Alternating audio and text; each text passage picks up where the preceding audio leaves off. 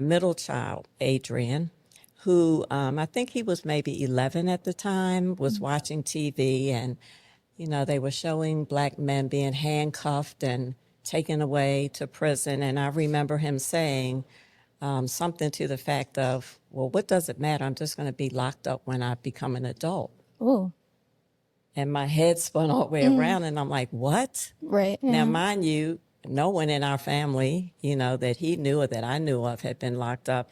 And I was curious as to why he felt that way. And then it dawned on me the images are so important that children see.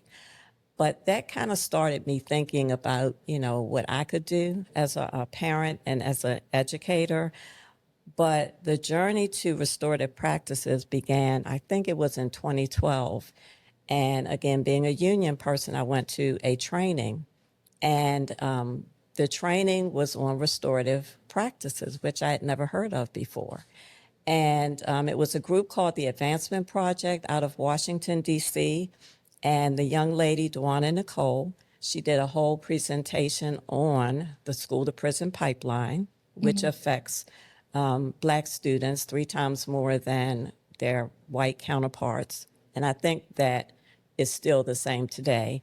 But she talked about this new thing called restorative justice, which really isn't new at all because a lot of indigenous cultures, that's what they practice. They don't put people out, they put them in the middle of the circle and then they help build them up. So I was very intrigued.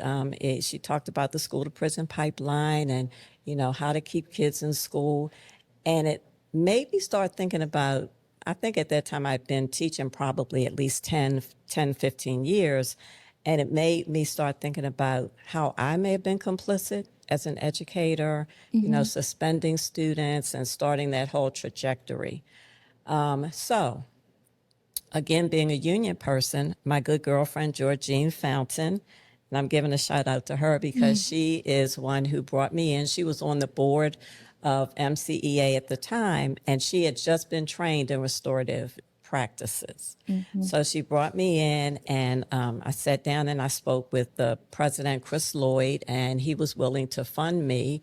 And he sent me for training at the International Institute of Restorative Practices in Bethlehem, Pennsylvania. That began my journey. So I became trained, a trainer of trainers.